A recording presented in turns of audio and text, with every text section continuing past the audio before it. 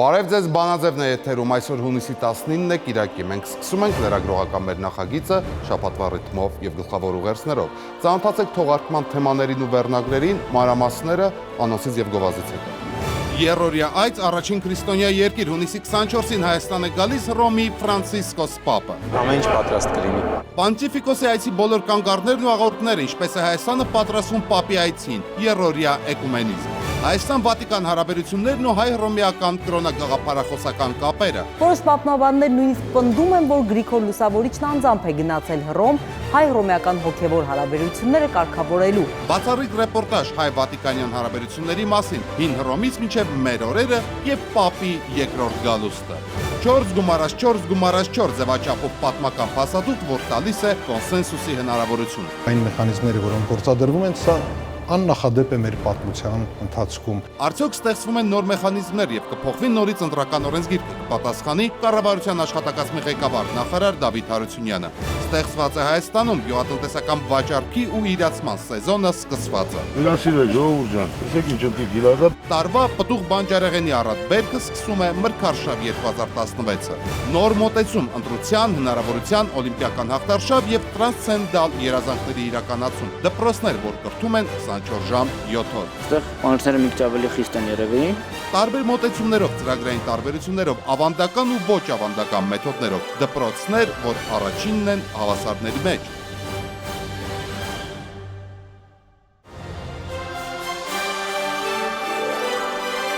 Մենք սկսում ենք Բանաձևը։ Հայաստանը սպասում է Հռոմի Պապին։ Ֆրանցիսկոս առաջինն այստեղ կլինի հունիսի 24-ից 26-ը։ Ի սկզբանե նախատեսված էր տարածաշրջանային այց, բայց հետո ամեն ինչ փոխվեց։ Պապն առանձին այցով կգա Հայաստան, առաջին քրիստոնեական երկիր։ Սա նրա այցի կարգախոսն է, որը հրապարակվել է ավելի վաղ, այցից մոտ 1 ամիս առաջ։ Ամենամարդաշատ միջոցառումը սպասվում է հունիսի 25-ին, երբ Հանրապետության հրապարակում երկու հովվապետները կաղոթեն խաղաղության համար ու կխոսեն տարածաշրջանի անվտանգության եւ կայանության մասին։ Նրանք կմատուցեն նաեւ պատարակ, կայցելեն Ծիծեռնակաբերդ նախատեսված են պաշտոնական հանդիպումներ։ Ինչ է լինելու պապական այցի աշխարհագրությունն ու աղոթագիրքը, ուսումնասիրել է Նելի Հարությունյանը։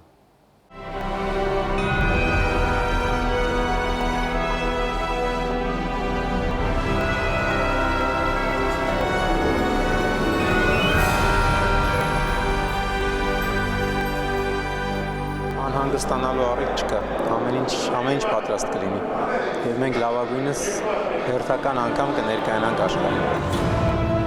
Մինչև Սրբազան քահանայապետի ժամանումը մայր տաճարի որմնանկարները կստանան նախնական փայլը։ Հռոմի Ֆրանցիսկոս Պապի առաջին կանգառը էջմիածնում է։ Այստեղ Տրտատակամարի առջև համախմբված է լինելու հոգևոր դասը եւ երկու հովվապետերը թափորով ուղղորդվելու են, առաջնորդվելու են դեպի մայր տաճար, որտեղ տեղի ունենալու բարի գալստյան հրաշափառի արարողություն։ Այնտեղ ուրիչամիածինն ու ցույց տվեց տաճարի կառուցման վայրը, խաչն ու ավետարանն են։ Մտնելով եկեղեցի Հռոմի Պապը նախ կխոնարհվի սրբությունների առջև, հետո երկու քահանայապետները կբարձրանան Սուրբ խորան։ Նրանք կողջագուրվեն ու կաղոթեն միասին։ Մուտքը ազատ է եւ յուրաքանչյուր անձ, որ ցանկանում է ներկա գտնել այս արարողությանը, անշուշտ ելնելով նաեւ այն հանգամանքից, որքանով թույլատու է տարածքը, պիտի կարողանա այցելել եւ ներկա գտնվել կամ գոնե Մայրաթուռի շրջափակում ողջունել Հռոմի Սրբազան քահանայապետին։ Բոլորի համար էլ տեղ կգտնվի, անհանգստանալու առիթ քահանան չի տեսնում։ Երկու հովվապետների օրհնությունը կստանան բոլոր հավատացյալները։ Սա հունիսի 24-ի երեկոյան եկեղեցական արարողությանը կհետևի աշխարհիկը։ Այցի առաջին օրը Վատիկանի ղեկավարը էջմիածնից կուղևորվի Երևան, դեպի նախագահի նստավայր։ Մինչև օրակարգի հաստատումը այցից 1 ամիս առաջ հրապարակվել էր կարգախոսը «Այց առաջին քրիստոնյա երկիր»։ Տարբերանշանի մանուշակագույնն ու դեղինը խորհրդանշում են հայ առաքելական եւ Հռոմի կաթոլիկ եկեղեցիները։ Պատկերն ամբողջանում է երկու եկեղեցիների զինանշաններով, հիմքում Արարատ լեռն է ու Խորվիրապի վանքը։ Ի սկզբանե ցանկություն էր հայտնվել Վատիկանի պետքարտուղարության ներկայացուցիչների կողմից, որպեսզի Պապն Հայաստան այցելի Հայաստան, Վրաստան, Ադրբեջան կամ ինչպես ասում են տարածաշրջանային այցի շրջանակներում։ Իհարկե հաշվի առնելով մի քանի գործոններ, ավելի ցանկալի նկատվեց, որ Պապը առանձին այցելի Հայաստան։ 2015-ի ապրիլի 12-ին Սուրբ Պետրոսի տաճարում Հռոմի Պապը խոսեց 20-րդ դարի առաջին հայոց ցեղասպանության մասին։ Նա չխուսանավեց ու չխուսափեց կատարվածը կոչել ճիշտ եզրույթով։ Մեկ տարի անց Սրբազան քահանայապետը 1915-ի նահատակների հիշատակի առջև կխոնարհվի Երևանում։ Ծիծեռնակաբերդի հուշահամալիրում կհնչի բարեխոսական աղոթք։ Երկու հովապետերը միասին նախագահելու են, համանախագահելու են այդ աղոթքի ժամանակ, այսինքն առանձին աղոթքներ կարդալու է ապարայրապետը հայերենով, առանձին աղոթքներ Սրբազան քահանայապետը իտալերենով։ Ծրագրի այսպես ասենք, կարևոր եւ ամենահետաքրքիր մասերից մեկն է։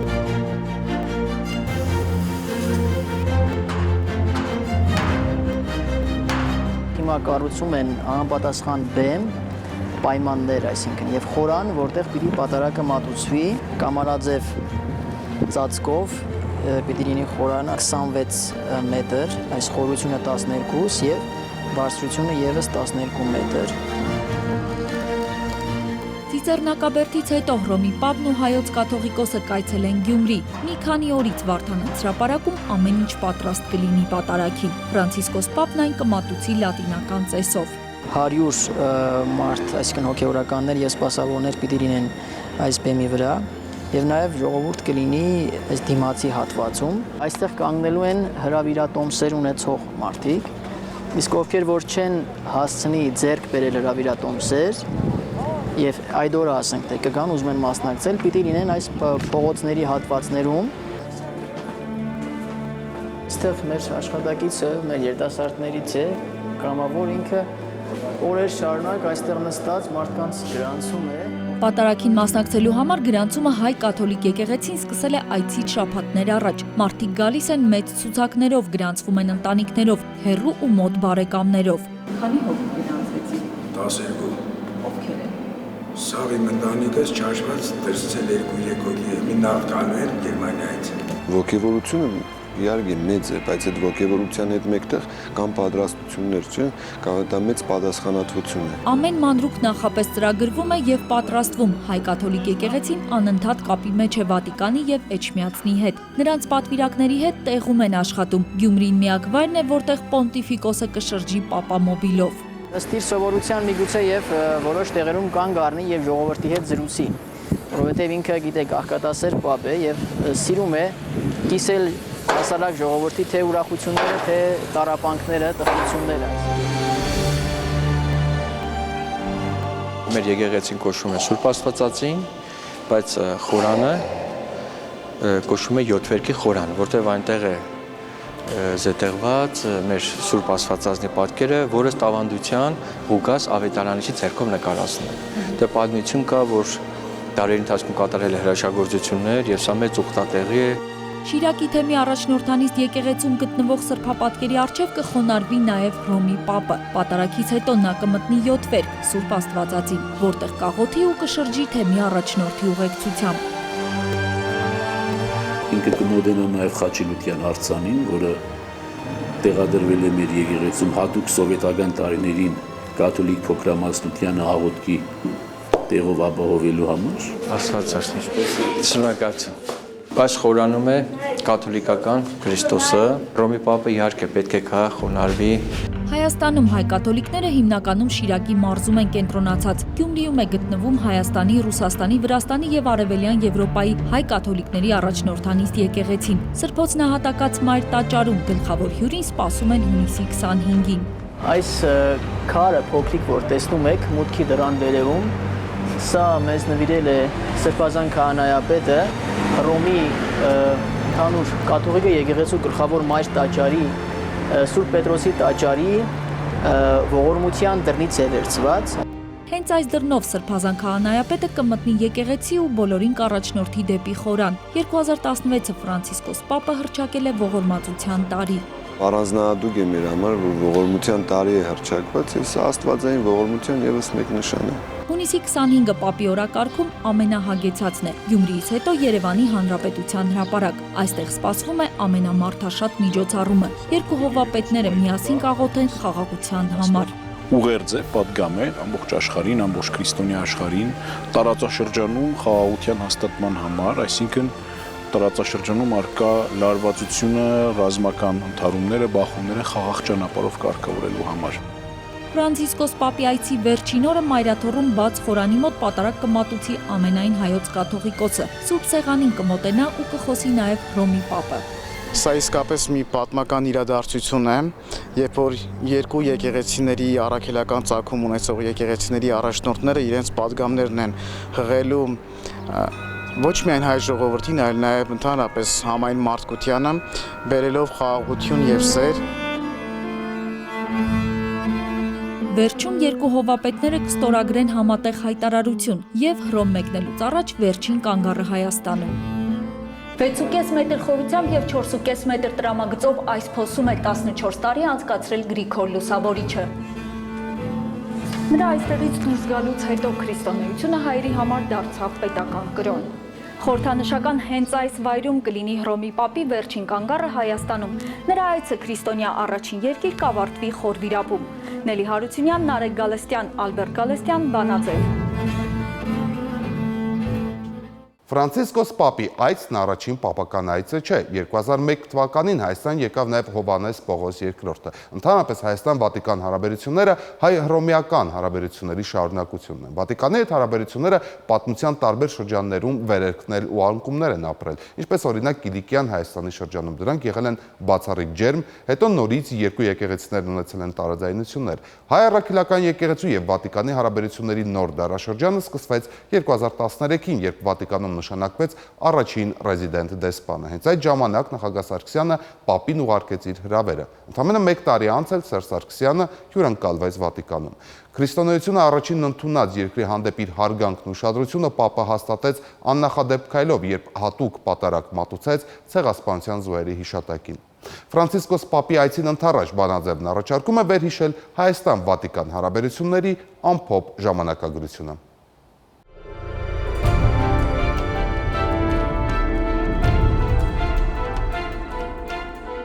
Հայաստանը գնում 5 տարի է անցել։ Լուսանկարներում Վլադիմիր Կարմիրշալյանը Բուենոս Այրեսում Հայաստանի դեսպանն էր։ Հիշողությունները շատ են, բայց գլխավորը կաթոլիկ եկեղեցու առաջնորդի հետ են կապված։ Ես անձամբ ճանաչում եմ Բուենոս Այրես arczepiskopos Խորխե Մարիո Բերգոլիոին։ Այդպես էլ կա Վլադիմիր Կարմիրշալյանի դիվանագիտական ծառայության տարիներին դիվանագետն անձամբ ճանաչել է կարդինալ Բերգոլիոին։ Սրբազանը դեռ պապ չէր։ Կարդինալ Բերգոլիոն հետո պետք է դառնար Ֆրանցիսկոս Պապ։ Տեսեք, դա ինչքան բարություն կա այս մարդու դեմ։ Արգենտինահայ համայնքի ու այսօր նաև ամենահայտնի արգենտինացու Պապ Ֆրանցիսկոսի կյանքով նախկին դեսպանը շարունակում է հետաքրքրվել։ Արգենտինայում դեսպանության 6 տարիներին հայկական համայնքի գրեթե բոլոր իրադարձություններին նա ներկա էր։ Լիքը գիտեք, շատ հասարակ մարդ էր, շատ ավտոբուսով էր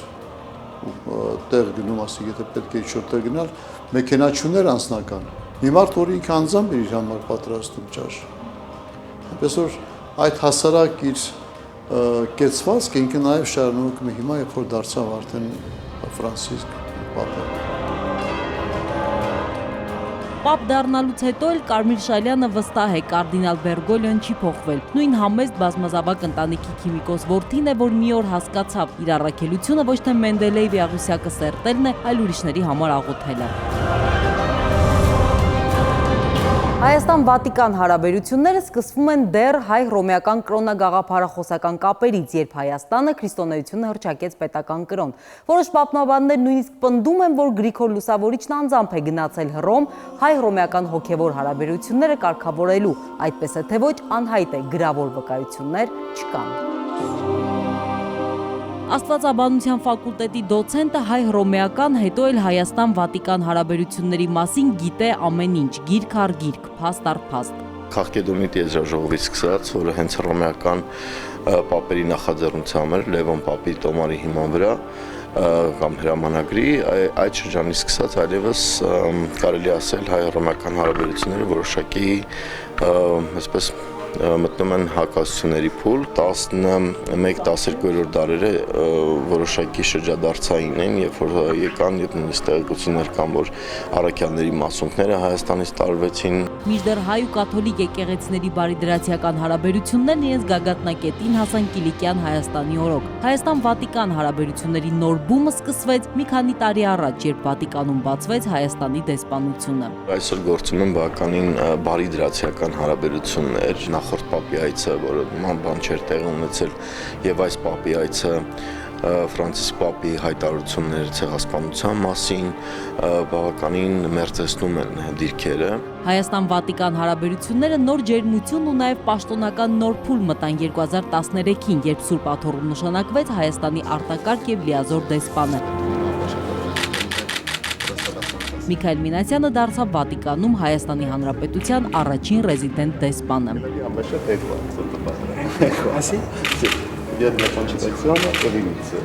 Հենց այդ ժամանակ Վատիկանում Հայաստանի դեսպանը Հռոմի պապին փոխանցեց նաև նախագահ Սարգսյանի հրավերը այցելել Հայաստան։ 3 տարի անց պապն արդեն Հայաստանի ճանապարհին է։ Այսօր դավանաբանական այդ խճճված խնդիրները, որոնք պատմականորեն բավականին հեռացրել էին դիրքերը, այսօր դավանաբանական խնդիրները չեն առաջին պլանի վրա, առավելապես սոցիալական հարցեր, մարդկության հուզող հարցեր, կատակլիզմներ մեծ համաշխարհային, եւ պատահական չի, որ այդ կոնտեքստում է տեղավորվում Ֆրանցիսկ պապի ելույթը եւ պատարագը նվիրված ցեղասպանության զոհերի հիշատակին, ինչպես նաեւ Գրիգոր Նարեկացուն տիեզերական ուսուցիչների շարքին դասելը։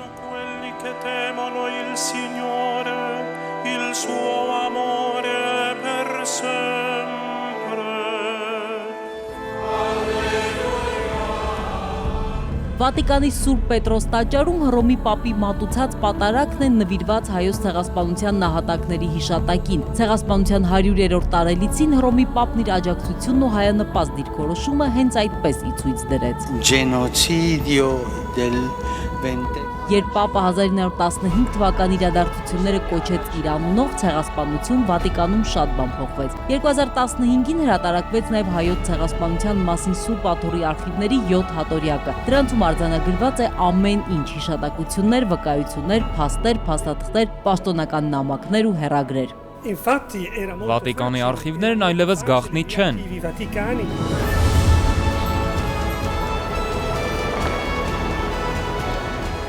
Վատիկանում Հայաստանի ռեզիդենտ դեսպանի նշանակումից 1 տարի էր անցել, երբ նախագահ Սարգսյանը հյուրընկալվեց նաև Վատիկանում։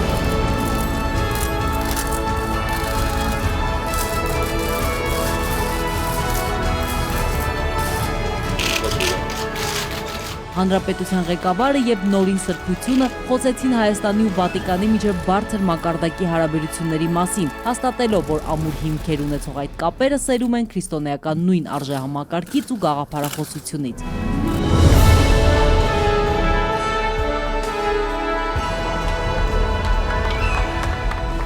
Ֆրանցիսկոս պապի այցը Հայաստան առաջին պապական այցը չէ, քրիստոնեությունը պետական կրոն հռչակելու 1700-ամյակի տոնակատարություններին 2001-ին մասնակցեց Հովհաննես Պողոս II պապը։ Պապի ամեն մի այցելություն դառնում է այդ օրերի համաշխարհային գլխավոր իրադարձությունը։ Պապն ինքը գլխավոր նյուզմեյքերն է ոչ միայն կաթոլիկ աշխարհում։ Մոտ 1 միլիարդ հետևորդ ունեցող Հռոմի կաթոլիկ եկեղեցու հովվապետի ու Հայաստանի նախագահի հանդիպման գլխավոր թեման կարող է լինել խաղաղության հաստատումը տարածաշրջանում, քրիստոնեական արժեքների պահպանումը բարբարոսներից, քաղաքակիրթ աշխարհի ինքնապաշտպանությունը ահաբեկիչ երկրներից եւ նոր ցեղասպանությունների կանխարգելման առաքելությունը, որը 21-րդ դարում ստանձնել է Հայաստանի Հանրապետությունը։ Մանու Իրիցյան, Ալբերտ Գալստյան, Նարեկ Գալստյան, Վանաձև։ Այս շաբաթ ազգային ժողովում տեղի ունեցավ աննախադեպ իրադարձություն։ Խորհրդարանական ուժերը ստորագրեցին փաստաթուղթ, որով հայտնեցին իրենց համաձայնությունը ընտրական մեխանիզմների շուրջ։ Ինչ է իրենից ներկայացնում այդ փաստաթուղթը, ինչ կետերի շուրջ են համաձայնել։ Կխոսենք գովազդից անմիջապես հետո։ Մեր հյուրը կլինի փաստաթղթի համահեղինակ իշխանության գլխավոր բանագնաց Դավիթ Հարությունյանը։ Հուլիսի 1-ը վերջնաժամկետն է, որ հասկանալի լինի այս փաստաթուղթով ստանձնած պարտավորությունները կյանքի կոչվում են թե ոչ։ Սկզբունքորեն կարող եմ ասել այո։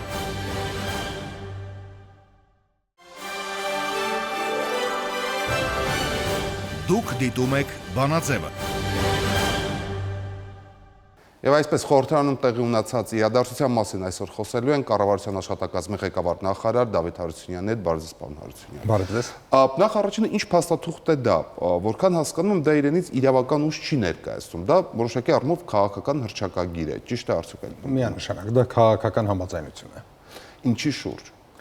Ընտրական օրենսգրքում լրացուցիչ մեխանիզմներ ներդնելու շուրջ։ Ինչի համար էր դա անհրաժեշտ։ Թվում է, թե ընտրական նոր օրենսգիրքը արդեն բավականաչափ մեխանիզմներ արդեն ունի ընտրական գործընթացը ավելի լավը դարձնելու, քան նախորդն էր առաջարկում։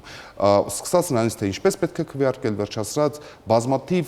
սխալների եւ բազմաթիվ միտումնավոր սխալների քրեականացում, կաշառք տալու համար քրեականացում, կաշառք վերցնելու համար քրեականացում։ Ինչի համար է այս նոր մեխանիզմը, որը որ հիշատակված է այդ փաստաթղթում։ Իհարկե, եթե արդյունավետության մասին խոսենք, ապա կարելի ասել է գործող ընտրական օրենսգիրքը ուներ 99% արդյունավետություն, այս փոփոխություններով այն կունենա 99.9% արդյունավետություն։ Այսինքն տարբերությունը աննշան է, բայց ավելի կարևոր էր քաղաքական համաձայնությունը։ Բանն այն է, որ ընդդիմությունը շատ հաճախ, երբ քննադատում է ինչ-որ մի երևույթ, ոչ թե այն պատճառով, որ իրականում այդ երևույթը քննադատության արժանի է, այլ որովհետև քաղաքական տարբեր դիրքորոշումներ ունեն, կա անվստահություն ինչպես է կիրառվելու մեխանիզմը եւ այլն։ Այդ տեսանկյունից շատ կարևոր էր, որպեսզի վստահություն մեխանիզմների թե ինչքանով այդ մեխանիզմները արդյունավետ են, լինի նաև ընդդիմադիր հատվածի մոտ։ Եվ քանի որ նրանց պահանջները շատ հստակ էին, ապա դրանք եւս արտացոլվել են այս համաձայնության մեջ։ Նորից եմ կրկնում, եթե նայենք արդյունավետության տեսանկյունից չեմ կարող ասել, որ էական փոփոխություն է տեղի ունենում ընտրական օրենսգրքում, բայց եթե մարդիկ ավելի շատ վստահում են այս մեխանիզմին, ապա ողջամիտ է դա ընդգրկել ընտրական օրենսգրքում։ Դա ենթադրում է ID քարտերի բաժանում ամբողջ ազգաբնակչությանը մատնահետքեր։ Դա չկա ընտրական օրենսգրքում, ինչ է լինելու օրենքի փոփոխություն, նոր օրենսդրական նախաձեռնություն։ Կա մի կարևոր նախապայման։ Այս համաձայնությունը ենթադրում է շատ ավելի մեծ նյութական ներդրում, ինչը նախատեսված չէր պետական բյուջեով, եւ ենթադրում ենք, որ դոնոր կազմակերպությունները, միջազգային հանրությունը աջակցելու է այս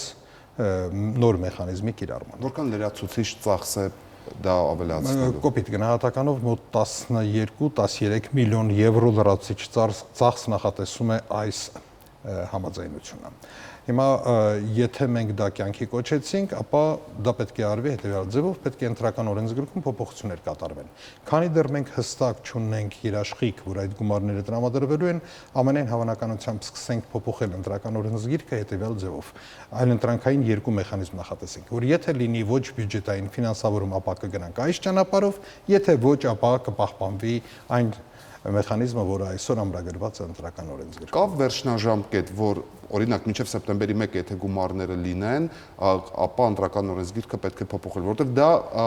այդքան էլ պարզ չէ, այսինքն այն իմաստով, որ չէ, որ այդ ընտրական օրենսգրքի փոփոխությունը ենթադրում է բոլոր ընտրական հանձնաժողովների անդամների եւ նախագահների վերապատրաստում, նոր մեխանիզմների ներդնում եւ հետեւաբար նաեւ ID քարտերի տրամադրում ամբողջ ազգաբնակչությանը։ Սկզբունքորեն դուք ամենացավոտ հարցի մասին խոսեցիք, որովհետև իսկապես այս մեխանիզմները կյանքի կոչել է այս կարճ ժամանակահատվածում, դա վիթխարի բեռ է, որը մենք պատրաստ ենք ստանձնելու, բայց բնականաբար պատրաստ ենք ստանձնելու, եթե այդ որոշումը հստակ, որ մենք գնում ենք այդ ճանապարհով, կայացվի շատ շուտ, ինչը ենթադրում է նաև ֆինանսավորման առկայության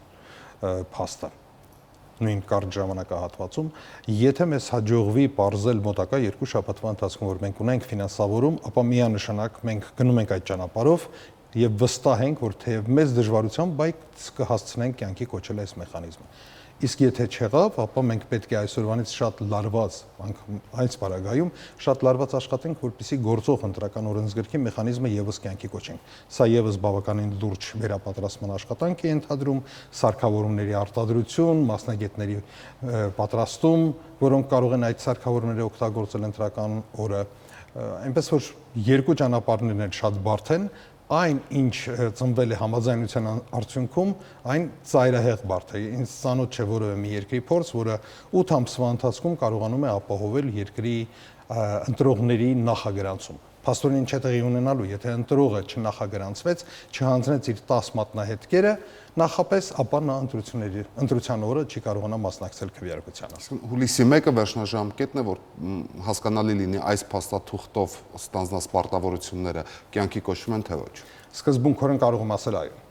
Եթե հուլիսի 1-ին դեռևս մենք չունենանք վերջնական լուծումները, որ գնում ենք այս ճանապարհով, դա կնշանակի, որ մենք կգնանք հին ճանապարհով, կշարունակենք կյանքի կոչել գործող ընտրական օրենսգիրքը, եւ եթե ենթադրենք 10 օրվա ընթացքում դրանից հետո լուծումները լինեն, ապա կնայենք հնարավոր է արդյոք այդ լուծումները կյանքի կոչել, որտեղ յուրաքանչյուր օր սա, ինչ ասեմ, սա անգնահատելի ժամանակ են կորցնում։ Յուրաքանչյուր օր ավելի դժվարացնում է այս մեխանիզմները կյանքի կոչելը։ Չկա ռիսկ, որ եթե այդ ֆինանսավորումը չհայթայթվի, ապա ընդդիմությունը չի հայտարարի, որ ահա տեսեք, դուք խոստացաք, բայց մեզ խաբեցիք։ Տվեք դա արտաբյուջետային միջոցներից։ Ինչի՞ չեք ցանկանում կազմակերպել օրինակելի ընտրություններ, ամեն ինչի վրա փող ծախսում եք, ընտրությունների համար չեք ուզում ծախսել։ Նման ռիսկ իհարկե կա, ավելին մենք դա կանխատեսում էինք, ավելին, ոչ միայն կանխատեսում էինք, այլ մենք պահանջեցինք, որպեսզի այս համաձայնագրում հստակ նշվի, որ երկու կողմերը, թե ընդդիմությունը, թե իշխանությունը համատեղ դիմելու են դոնոր հանրությանը, որպեսզի ֆինանսավորվի ողջ այս ընտրական գործընթացը, հենց այս նորամուծությունները ավելի ճիշտ։ Ավելին, մենք նշել ենք, որ եթե այս նորամուծությունները չֆինանսավորվեցին, ապա այս համաձայնությունը առողջին չէ։ Ճիշտ է, սա լրջագույն քաղաքական քայլ էր։ Այն, որ իշխանությունը եւ ընդդիմությունը համատեղ կարողացան հասնել որոշակի արդյունքի, սկզբունքորեն համաձայնեցնել միմյանց միջև այն մեխանիզմները, որոնք գործադրվում են, սա աննախադեպ է մեր պատմության ընթացքում։ Այնուամենայնիվ, եթե ֆինանսավորում չեղավ, ապա այդ համաձայնությունը առողջին չէ։ Այն կյանքի կկոչվի իհարկե, ոչ այս ընտրություններին, ոչ թե 17 թվականի, այլ 22 թվականի։ Վտանգը կար։ Դրանով էր պայմանավորված այդ հատուկ դրույթը, որը նշել ենք համաձայնագրում։ Արդյոք սա կնշանակի, որ ընդդիմությունը չի քննադատի իշխանությանը։ Ոչ իհարկե։ Կոչվում է ընդդիմություն եւ քննադատելու է եւ անկախ նրանից թե ինչի տակ է ստորագրել, միևնույն է փորձելու է օգտագործել յուրաքանչյուր առիթ իշխանությանը քննադատելու համար, բայց դա տեղավորվում է քաղաքական տրամաբանության մեջ։ Արդյոք ընտրական նոր օրենսգիրքը եւ այս համաձայնությունը ի վերջո կծառայեն ամենամեծ նպատակի, կլինի վստահություն ընտրական գործընթացի նկատմամբ։ Շատ է մեխանիզացվում ամեն ինչ, այն իմաստով, որ գրեթե հանված է մարդկային գործոնը ընտրական գործընթացից, որտեղ էլ որ կա մարդկային գործոն, այդտեղ սխալը քրեականացված է։ Արդյոք կարող ենք ասել, որ ի վերջո կհաջողվի քիչ թե շատ ունենալ մի ընտրական գործընթաց, որի նկատմամբ ի սկզբանե արդեն որոշակի, վերապահումներով եւ ամեն ինչով հանդերձ, բայց կա որոշակի վստահություն, որ ահա այս մեխանիզմը, որ ներդրել ենք, գրեթե բացառում է կամ թույլ է տալիս սխալների նվազագույն մարժը։ Իհարկե լավագույն սցենարը կլիներ այն, որ մենք կյանքի կոչեինք այս համաձայնությամբ նախատեսված մեխանիզմները, ինչը նշանակում է ի սկզբանե թե իշխանությունը, թե ընդդիմությունը կհայտարարեն, որ այս ընտրական մեխանիզմին կարելի է վստահել։ Վատագույն սցենարը, եթե ընդդիմությունը շարունակում է քննադատությունը, որովհետև չի հաջողում հայթայթել ֆինանսավորումը եւ մենք կյանքի ենք կոչում այն ընտրական մեխանիզմները, որոնք այսօր ամրագրված են ընտրական օրենսգրքում, ես կարծում եմ, որ անվստահությունը կտևի մինչև քվեարկության օրը, որովհետև քվեարկության օրը, եթե ակնհայտ դարձավ բոլորին, որ այս մեխանիզմները իսկապես աշխատող են, որևէ խախտում հնարավոր չի անել անգամ տեսականորեն, կարծում եմ դրանից հետո շատ դժվար կլինի քննադատել, բայց մինչև քվեարկության օրը իհարկե քննադատության հրաշալի դաշտ է բացվում, որովհետև բնական է, հանրությունը պարտադիր չէ, որ ծանոթանա ընտրական օրենսգրքի յուրաքանչյուր մեխանիզմի հետ, տեսնի թե ինչպիսի արգելապատնեշներ են դրված այն տարածված ընտրախախտումների դեմ, որոնց մենք ականատես եղել ենք։ Մենք փոքր եւ շատ փոխկապակցված ժողովուրդ ենք։ Ցանկացած ընտրախախտում, որը մեկը հայտնաբերում է ինչ-որ միտեղ, նա պատում է իր տասնյակ ծանոթներին, նրանք եւս մի տասնյակի, հետո դա վերադառնում է եւ կումուլյատիվ էֆեկտով մի խախտումը դառնում է տասնապատիկ, եթե ոչ հարյուրապատիկ։ Այս ընտրությունները, որոնք մեզ սպասվում են, անգամ ընտրական օրենսգրքում ամրագրված մեխանիզմներով բացառում են, կարող եմ ասել, 99%-ով որևէ ընտրախախտում։ Լավ, ապրենք տեսնենք, թե ինչ են ասում դոնորները։ Տեսնենք։ Պարոն Հարությունյան, շնորհակալ եմ հարցազրույցի համար։ Սիրելի հեռուստադիտողներ, ես հիշեցնեմ, որ մենք զրուցում ենք կառավարության աշխատակազմի ղեկավար նախարար Դավիթ Հարությունյանի հետ։ Մեր զրույցի առիթը խորհրդարանում այս շաբաթ ստորագրված քաղաքական բոլոր ուժերի կողմից ստորագրված փաստաթուղթ, ըստ որի բոլորը, այսպես ասած, ցանկանում են ներդնել նոր մեխանիզմներ, որոնք կբարձրացնեն ընտրական գործընթացի նկատմամբ վերահսկողությունը։ Պարոն Հարությունյանն ասաց, որ դա մոտավորապես լրացուցիչ 12-ից 13 միլիոն եվրոյի ծախս է նախատեսում, տեսնենք թե բյուջեում այդ գումարը չկա, հնարավոր է այդ գումարը հատկացվի դոնոր կազմակերպությունների կողմից, եթե հատկացվի, ապա պարզ կլինի մինչև հուլիսի 1-ը, տեսնենք թե կհատկացնեն թե ոչ եւ կկանգնի կոչվեն այս փոփոխությունները թե ոչ։ Բանաձևը շարունակվում է, մենք կվերադառնանք լրացուցիչ անմիջոցին։ Ստեղծված է Հայաստանում գյուղատնտեսական վաճառքի ու իրացման սեզոնը սկսված է։ Հյուրասիրել ժողովուրդ ջան, տեսեք ինչ ընտի գիրադա։ Տարվա պտուղ բանջարեղենի առատբերքը սկսում է Մրգարշավ 2016-ը։ Նոր մոտեցում ընտրության, հնարավորության, օլիմպիական հաղթարշավ եւ տրանսցենդալ երազանքների իրականացում։ Դպրոցներ, որ կրթում են 24 ժամ 7 օր։ Այստեղ բանջարները մի քիչ ավելի խիստ են երևի։ Տարբեր մոտեցումներով, ծրագրային տարբերություններով, ավանդական ու ոչ ավանդական մեթոդներով դպրոցներ, որ առաջինն են հավասարների մեջ։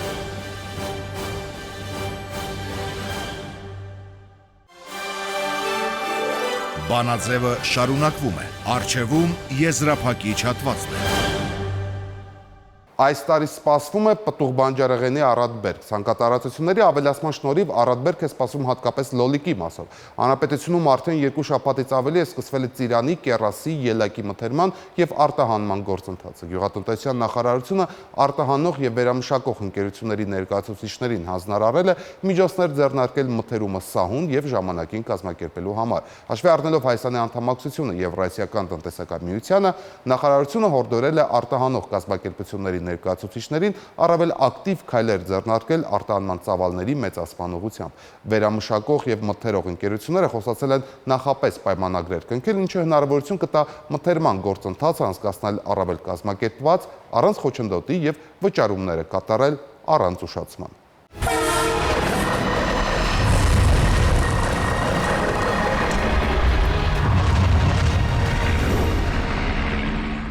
Հյուրասիրել ժողովուրդ ջան, տեսեք ինչ ընտի գիրադա։ Այգեշատի պոչով կեռասը մինչև հատիկ չստուգվի արկում տեղ չի ունենա։ Բեռնատարները մի քանի հազար կիլոմետր պետք է անցնեն։ Բերքի որակն էլ տեղը պետք է լինի, տեսքն էլ։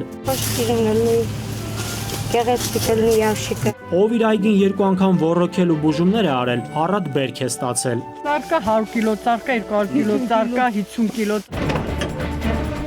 Այգեշացիների կեռասը պետք է Մոսկվա հասնի։ Ինչքանով են տանում ստեյց կիլոգրամը։ 500-600 էլի։ Այգեշացիները կեռասից չիր, կոմպոտ ու մուրաբա են պատրաստում։ Երինը անում ենք համ մուրաբա, համ էլ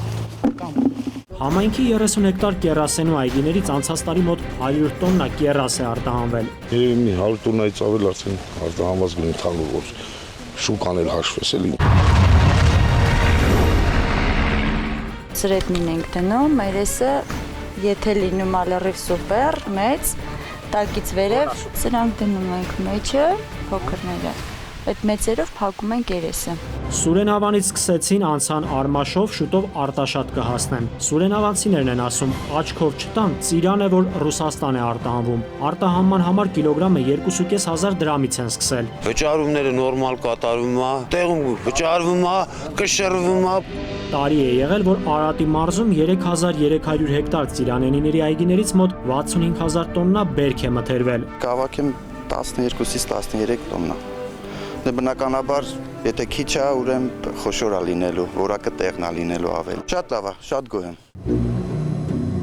Արտադրվում է էջմիածնի ջերմոցներում Ռուսաստան ու Արաբական Միացյալ Էմիրություն է արտահանվում։ Խոսքը շամպինյոնի մասին է։ Շաբաթական 3-ից 4 տոննայի կարգի առայժմ։ Փորձում ենք հիմնական մասը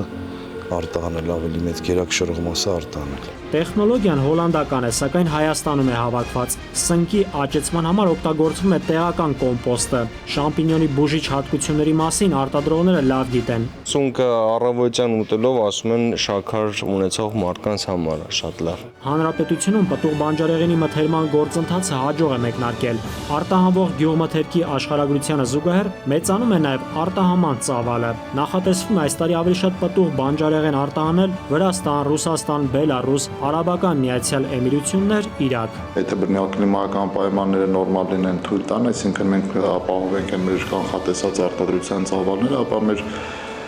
ցուցանիշները կգերազանցեն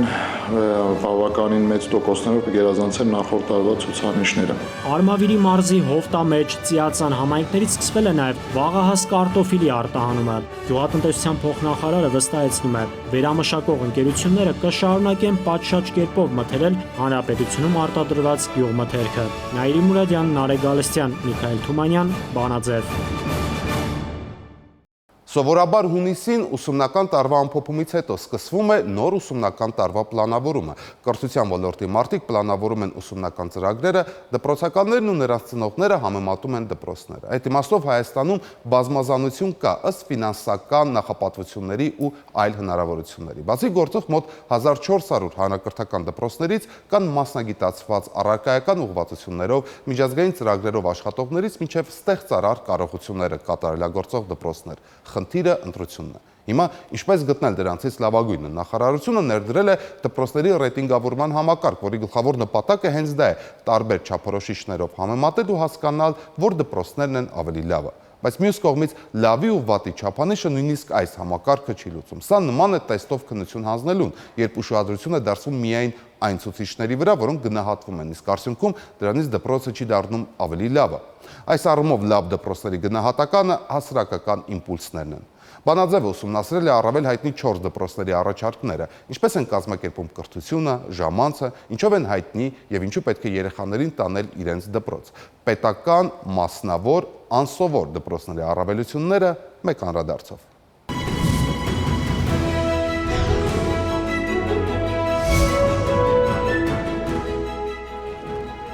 Ինչպես կրթել երեխային, հարցրեք ցանկացած ծնողի, ուսուցչի, տնօրենի եւ նրանցից յուրաքանչյուրը կներկայացնի գործողությունների մի ամբողջ համակարգ ու բոլորն էլ տարբեր։ Հստակ է միայն, որ Հայաստանում կա ընտրության հնարավորություն ու անկախ մոտեցումներից հաջողված դպրոցներ։ Ամեն ինչ կախված է նրանից, թե ինչ են ուզում երեխան ու ծնողը։ Եթե ֆիզիկա ու մաթեմատիկա, խնդրեմ, ֆիզմաթը։ Կեսդարյա կենսագրությամբ ֆիզմաթը Հայաստանի ամենաօլիմպիական դպրոցն է, 5 տարվա ընթացքում 166 միջազգային օլիմպիադայի մասնակից։ Հայաստանի 127 մեդալակիրներից 91-ը ֆիզմաթի սաներն են։ Այստեղ ընդունելության քննություններում ավելի լարված են, քան բուհերում։ Անցած տարի 15 թվականին միայն ֆիզմաթ դպրոցը ավելի շատ մեդալներ է ստացել այդ 6 առարկաների գծով, քան Ադրբեջանի եւ Վրաստանի երկու պետությունները միասին վերցրած։ Հատկապես ֆիզմաթ դպրոց դիմում են նրանք, ում երազանքները տեղավորվում են ֆիզիկա-մաթեմատիկական գիտությունների տիրույթում։ Սա խորհրդային դպրոցի լավագույն ավանդույթներն ու մեթոդները պահպանած դասական դպրոց է։ Որտեղ մանրցները մի քիչ ավելի խիստ են երևի, եւ դե մաթեմատիկա, ֆիզիկա ավելի խորացված են կանցնում, չնայած ուրիշ առարկաներ չենք անտեսում։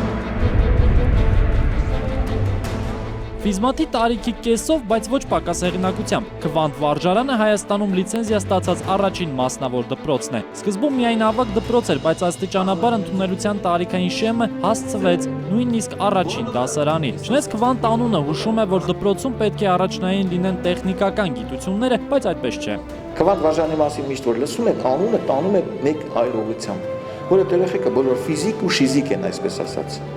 Մասնագիտացել են ֆիզիկա-տեխնիկական մասնագիտությունների մեջ։ 10 տարվա ընթացքում դպրոցը 50 ոսկե ու արծաթե մեդալներ է նվաճել ու ոչ միայն տեխնիկական գիտություններից։ Քվանտն ընդգրկված է նաև 1968 թվականին ստեղծված միջազգային ամենահայտնի հանրակրթական IB համակարգում։ Արդեն մեր մոտ 4-րդ տարին մենք դարձել ենք առաջի հայ դպրոցը, որը միջազգային բակալավրատուրայի անդամ է,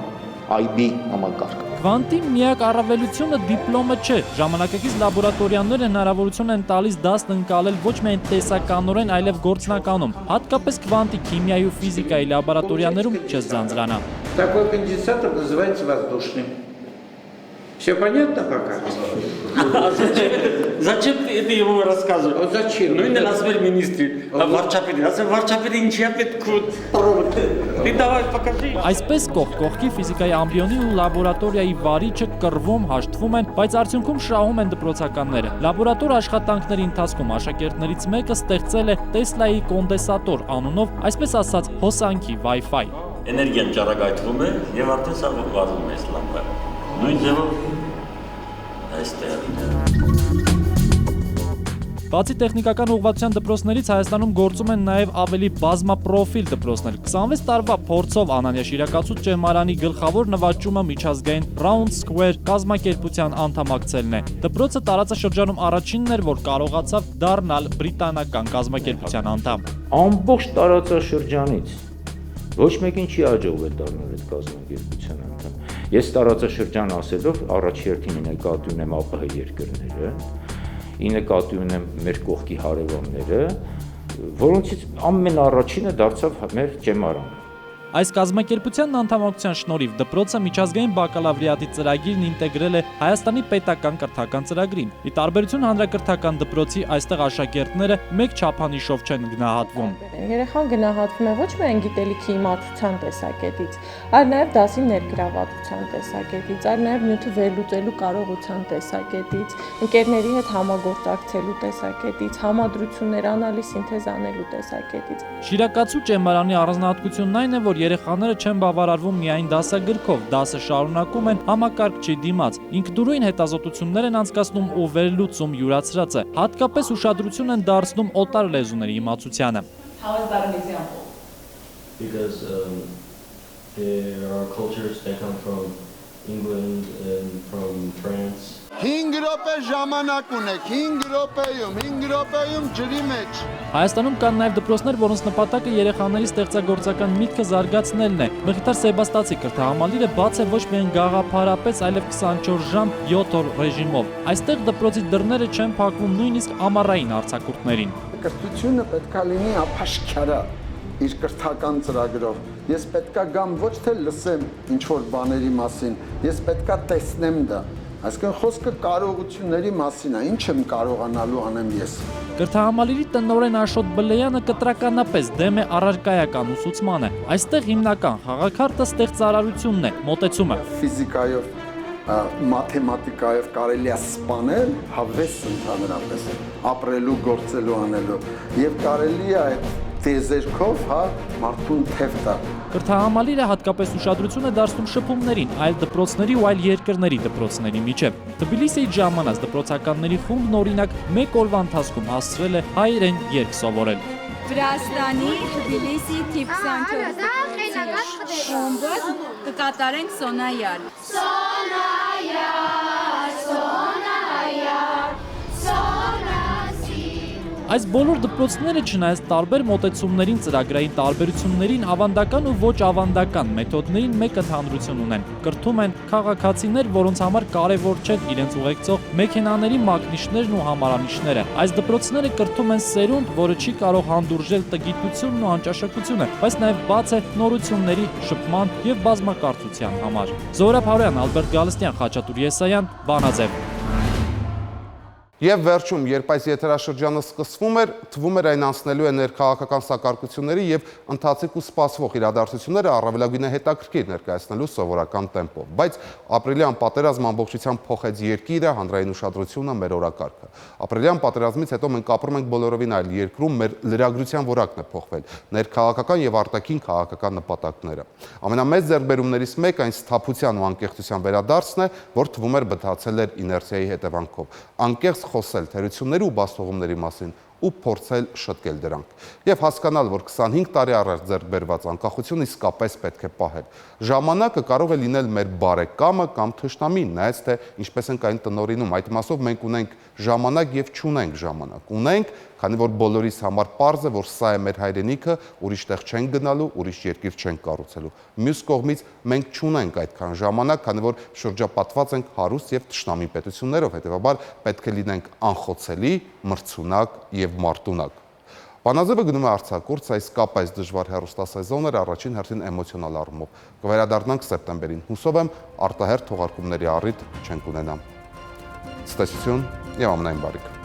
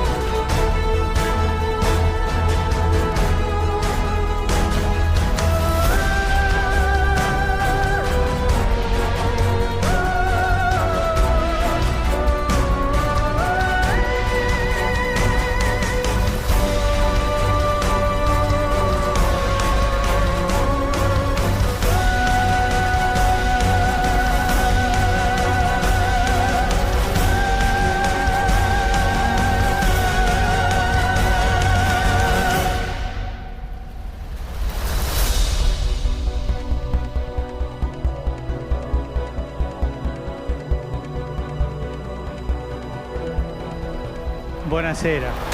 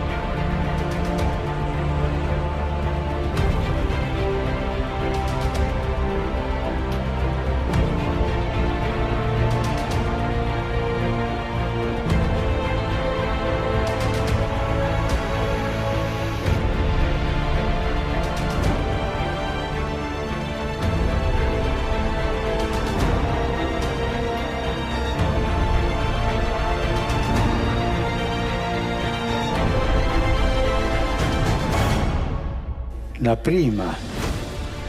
quella che generalmente viene considerata come il primo genocidio del XX secolo. Essa ha colpito il vostro popolo armeno, prima nazione cristiana, insieme ai siri cattolici e ortodossi, agli assiri, ai caldei, ai greci.